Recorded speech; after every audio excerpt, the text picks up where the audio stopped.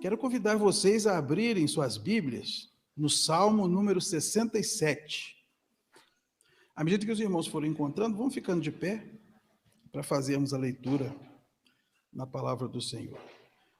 Está escrito: seja Deus gracioso para conosco e nos abençoe, e faça resplandecer sobre nós o rosto, para que se conheça na terra o teu caminho e em todas as nações a tua salvação. Louvem-te os povos, ó Deus, louvem-te os povos todos. Alegrem-se e exultem as gentes, pois julgas os povos com equidade e guias na terra as nações. Louvem-te os povos, ó Deus, louvem-te os povos todos. A terra deu o seu fruto e Deus, o nosso Deus, nos abençoa. Abençoe-nos, Deus, e todos os confins da terra o temerão. Quero convidar os irmãos a fecharem seus olhos, pensarem em Deus agora. Vamos orar? Senhor, obrigado por poder abrir a tua palavra. Nós cremos que a tua palavra é a verdade. Nós cremos que ela é a nossa única regra de fé e prática infalível. Pedimos que o teu Espírito Santo venha aplicar ao nosso coração as verdades das Escrituras. E dá-nos, ó Deus, nesse lugar um ambiente tranquilo, acalma o nosso coração, repreenda também todo ruído contrário e toda manifestação contrária à atuação do teu Espírito nesse lugar. E que ele mesmo, Deus Espírito Santo, venha clarear nossa mente, interpretar para nós a tua palavra e nos revelar esse maná escondido, porque nenhum de nós, por si só, temos condições de entender os teus mistérios, a não ser que o Senhor mesmo revele. E nós abrimos a tua palavra agora com muita alegria, com muita expectativa de que o Senhor vai nos abençoar, e nós esperamos isso, pedimos que o Senhor faça isso, em nome de Jesus. Amém. Pode sentar, queridos. Hoje eu gostaria de conversar com os irmãos sobre a bênção de Deus e seus propósitos. Infelizmente, nós temos um conceito muito errado daquilo que é bênção. Nós consideramos a bênção como sendo uma espécie de meritocracia entre Deus e nós, não é verdade? Nós achamos que quando nós agimos bem, quando nós somos aceitáveis diante de Deus, ele então nos abençoa como uma maneira de nos recompensar ou de nos retribuir. Na verdade, a palavra bênção, nos originais hebraico e grego, ele aponta para o significado de um louvor da parte de Deus, um enaltecimento da parte de Deus. A bênção de Deus é uma ação dele para que as coisas aconteçam na terra. E nós que conhecemos a Bíblia e o caráter de Deus, nós podemos dizer que a bênção de Deus é uma ação sobrenatural dele para que a sua vontade se cumpra em nossas vidas e se cumpra de modo geral em todos os lugares. Então, a bênção de Deus, ela não tem nada a ver conosco. A bênção de Deus é uma ação dele, segundo a vontade dele, para que as coisas que têm que acontecer, aconteçam. E a maldição, por outro lado, a Bíblia diz que é a ausência desse impulso de Deus. E à luz desse texto aqui do Salmo 67, eu queria compartilhar algumas coisas que eu aprendi de Deus com os nossos irmãos. A primeira coisa que eu entendo aqui é que Deus nos abençoa por sua graça. O texto começa assim: seja Deus gracioso para conosco e nos abençoe. Quando nós abrimos nossas Bíblias, lá em Efésios, capítulo 2, versículos 8 e 9, o que nós lemos? Pela graça sois salvos, mediante a fé. E isto não vem de vós, é dom de Deus. Não vem de obras, para que ninguém se glorie. Graça, no original grego, é charis, significa dádiva, presente, dom. Uma tradução livre diz que graça é um favor imerecido para alguém imerecido. Graça é quando Deus, de forma unilateral, resolve nos abençoar. E nos abençoar não só com coisas materiais, mas sobretudo com coisas espirituais. Nós podemos ler também na carta de Tito, capítulo 3, versículos de 4 a 7, algo muito parecido.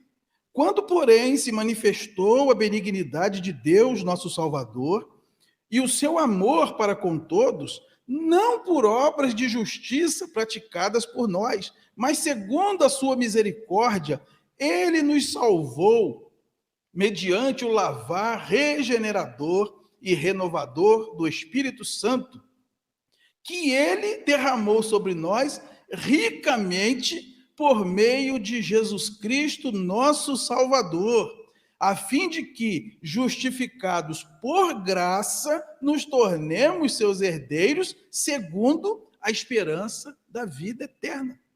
Onde está a meritocracia nisso? É um erro pensar que nós somos abençoados porque merecemos. A origem da bênção é a graça de Deus. O salmista disse que se nós fôssemos contar as bênçãos de Deus, contaríamos sem jamais chegar ao fim. E eu creio que todos nós aqui, se pegássemos uma folha de caderno e fôssemos numerar, haja folha. Por mais problemas que os irmãos passem, eu creio que todos aqui e todos que estão nos ouvindo também, têm muito mais a agradecer do que a pedir. Imagine uma grande bênção que você tem ou que você recebeu de Deus. Não foi porque você mereceu, foi graça de Deus.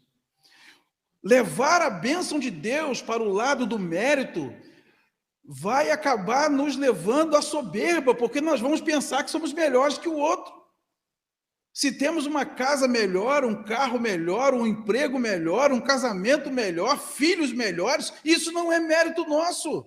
Isso é bênção de Deus. E a bênção de Deus provém de onde? Da sua graça. Ele é gracioso para conosco e nos abençoa. E isso, ao invés de nos colocar com o nariz em pé, nos coloca de joelhos diante de Deus, agradecendo todo dia. Eu sou o que sou pela graça de Deus. Não é isso que Paulo fala lá em 1 Coríntios? Pela graça de Deus eu sou o que sou. Pela graça de Deus eu tenho a família que eu tenho. Pela graça de Deus eu tenho a profissão que eu tenho. Pela graça de Deus eu conheço as pessoas que eu conheço. Pela graça de Deus eu pertenço à igreja que eu pertenço. Não tem mérito nenhum em mim. Paulo, lá em Romanos capítulo 7, descreve isso, e é o retrato de todos nós. Em mim não habita bem algum. Então, tudo que nós temos de bênção é fruto desse Deus gracioso que nos abençoa. Isso não nos desmerece. Muito pelo contrário, isso exalta o amor de Deus por nós. E faz com que a gente pense no que é que Deus enxerga em nós, seres humanos, que o leva a fazer isso que ele faz por nós, a ponto de nos amar de tal maneira que deu o seu Filho unigênito, para que todo aquele que nele crê não pereça, mas tenha a vida eterna. Deus nos abençoa por sua graça. Tira da sua cabeça que as coisas que você tem, as bênçãos que você recebe, de alguma maneira, é por seus méritos diante de Deus. Ninguém tem mérito nenhum diante de Deus. Lucas escreve isso lá em Atos capítulo 17, a partir do 24. É Deus quem nos dá a vida, a respiração e tudo mais. Em segundo lugar, Deus nos abençoa fazendo resplandecer o seu rosto sobre nós. Irmãos, essa é a maior e melhor de todas as bênçãos. Está aí também no versículo 1 do Salmo 67. Seja Deus gracioso para conosco, que nos abençoe e faça resplandecer sobre nós o seu rosto. E quando nós lemos esse texto, nós pensamos imediatamente na bênção sacerdotal, que se encontra escrita lá no livro de Números, capítulo 6, nós vamos ler do versículo 24 ao versículo 26. Diz assim: o Senhor te abençoe e te guarde. O Senhor faça resplandecer o rosto sobre ti e tenha misericórdia de ti. O Senhor sobre ti levante o rosto e te dê a paz. Eu entendo que isso é Deus projetar a sua imagem em nós.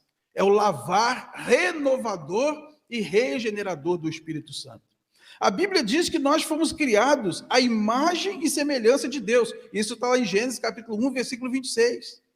Mas quando chega no capítulo 3 de Gênesis, vem a narrativa de que nós colocamos tudo a perder. Nós pecamos.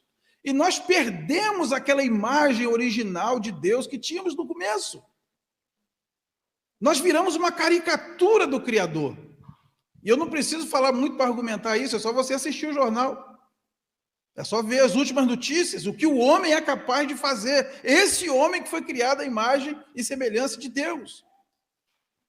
E a única maneira de nós recuperarmos essa imagem e semelhança que nós temos em potencial, mas que por nós mesmos não conseguimos refletir, é sermos abençoados por Deus. E Paulo vai dizer para nós lá em 2 Coríntios, capítulo 3, versículos 13 e 18.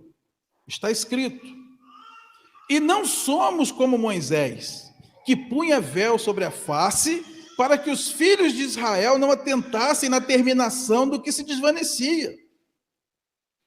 E no verso 18, e todos nós, com o rosto desvendado, contemplando como por espelho a glória do Senhor, somos transformados de glória em glória na sua própria imagem, como pelo Senhor, o Espírito.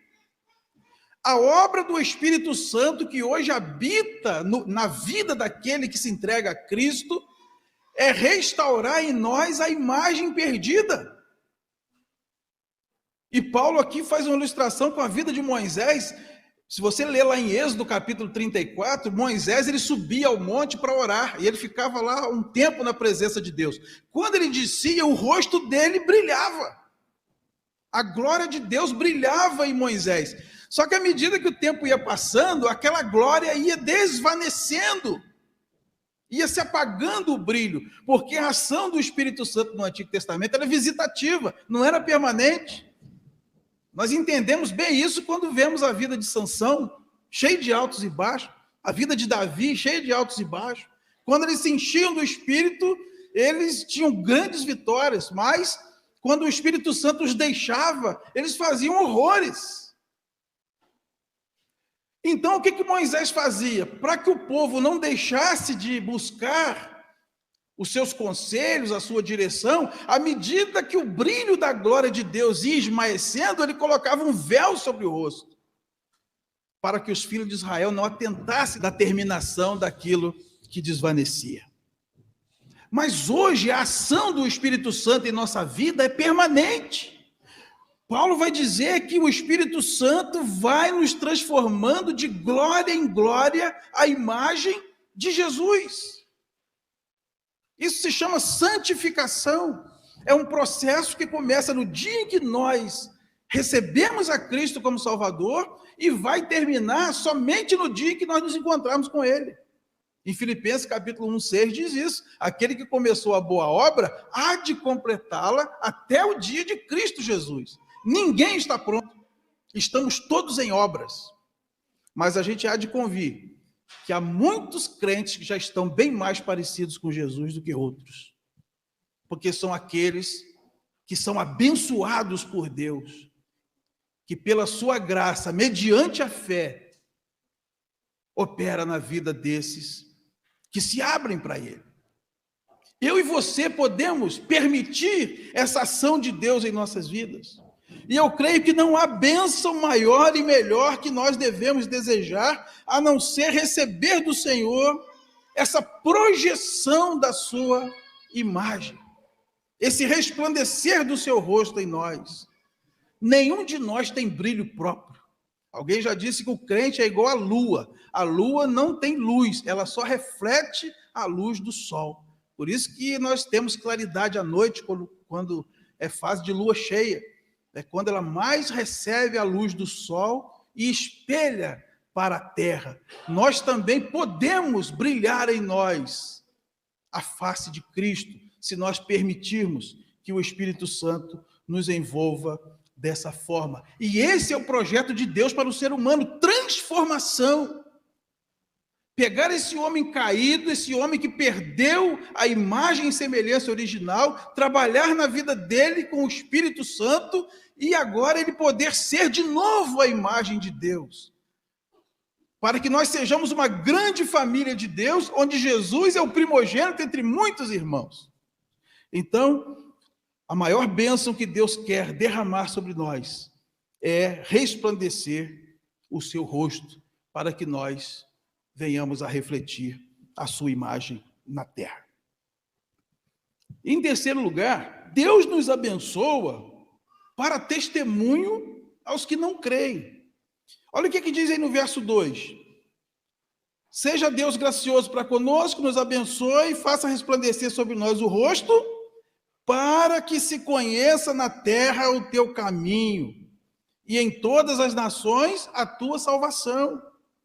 E o 7, abençoe-nos Deus, e todos os confins da terra o temerão. Irmãos, mais cedo ou mais tarde nós vamos ter que entender que a bênção de Deus sobre cada um de nós e sobre a igreja como um corpo não é um fim em si mesmo. É um meio para que Deus seja conhecido em toda a terra. Quando é que nós vamos admitir que Deus não me abençoa por causa de mim mesmo? Que Deus me abençoa para que eu seja um canal de bênção a todas as pessoas que vivem nesse mundo. Olha o que está escrito no Salmo número 126, versículos 1 e 2. Quando o Senhor restaurou a sorte de Sião, ficamos como quem sonha. Então a nossa boca se encheu de riso e a nossa língua de júbilo. Então, entre as nações se dizia, grandes coisas o Senhor tem feito por eles. Então, quando Deus restaura a sorte do seu povo, a glória dele é vista, reconhecida, espalhada por todas as nações. Porque à medida em que Deus vai abençoando a cada um de nós, fazendo milagres em nossas vidas, as pessoas vão vendo, de fato Deus existe. Irmãos, alguns de nós aqui, quando as pessoas veem a gente entrando na igreja, só dela ver a gente entrando na igreja, ela já fala, Deus existe mesmo. Porque só Deus para fazer uma transformação dessa. Imagina os milagres que Deus faz na vida da gente, as portas que Ele abre, as enfermidades que Ele cura, as famílias que Ele restaura, as transformações na rua, no bairro, no ambiente de trabalho, no meio dos parentes. Quando Deus nos abençoa, isso faz com que o nome dEle seja reconhecido por toda a parte. E esse é o propósito de Deus, sempre foi, desde que Ele pensou em formar um povo. Olha o que está escrito lá em Gênesis capítulo 12, eu quero convidar você a abrir comigo, lá em Gênesis capítulo 12, nós vamos ler do versículo 1 a 3, que é o famoso chamado de Abraão. Está escrito, ora disse o Senhor a Abrão, sai da tua terra, da tua parentela, da casa de teu pai, e vai para a terra que eu te mostrarei. De ti farei uma grande nação, te abençoarei, te engrandecerei o nome, sê tu uma bênção. Abençoarei os que te abençoarem, e amaldiçoarei os que te amaldiçoarem. Em ti serão benditas todas as famílias da terra. Aqui Deus está iniciando o seu projeto com o povo hebreu, com os judeus. E o plano dele era abençoar esse povo, para que esse povo levasse a glória dele a todas as nações. Deus nunca quis ser um Deus nacional. Deus nunca quis ser um Deus privado. Deus quer ser o Deus de todas as nações. Por isso ele abençoa um povo, por isso ele abençoa uma pessoa. E lá em Gálatas capítulo 3, versículos 6 e 7, vai dizer, irmãos, que nós também somos herdeiros dessa promessa. Olha o que está escrito em Gálatas capítulo 3, versículos 6 e 7. É o caso de Abraão, que creu em Deus e isso lhe foi imputado para a justiça.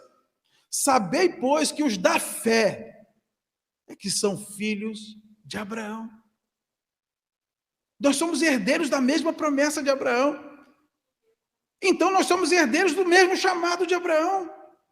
Deus nos abençoa para que nós sejamos uma bênção para todas as famílias da terra, irmãos. Cada fôlego de vida que Deus permite a nós é para que o nome dele seja glorificado por cada um de nós que somos objeto dessa bênção e por todas as pessoas ao redor de Jerusalém, Judéia, Samaria e até os confins da terra. Não há um canto desse mundo onde tenha vida inteligente que Deus não queira salvar. Deus nos ama e nos abençoa. E Ele quer que isso se espalhe em toda parte, para que outras pessoas também queiram ser abençoadas por esse Deus. A bênção e o chamado dele são para todas as famílias da terra. Concluindo, queridos, Deus, pela sua graça, chama e abençoa pecadores, como eu e você, para que cada vez mais os adoradores que ele procura sejam atingidos entre todas as nações com a notícia de que existe um Deus que abençoa o ser humano. E Deus quer que se cumpra isso que nós lemos no Salmo 67, versículos de 3 a 5. Louvem-te os povos, ó Deus, louvem-te os povos todos. Lutem as gentes, pois julgas os povos com equidade e guias na terra as nações. Louvem-te os povos, ó Deus, louvem-te os povos todos. Deus quer nos abençoar para que por meio de nossa vida, todos os povos conheçam o seu caminho, a sua salvação. E assim, cada pessoa o tema. E assim, prestem-lhe o louvor que ele merece. A única coisa que Deus procura na face da terra é adorador. E nós temos a missão de sair a buscar esses adoradores que Deus procura. Não para encher a igreja, aumentar a arrecadação ou crescer a denominação, mas para que Deus tenha a adoração que ele merece. Quanto mais vidas desse bairro louvando a Deus, é mais glória para o Senhor. É mais gente sendo abençoada e é notícia correndo mais rápido de que há um Deus no céu que abençoa o ser humano e quer salvar o ser humano.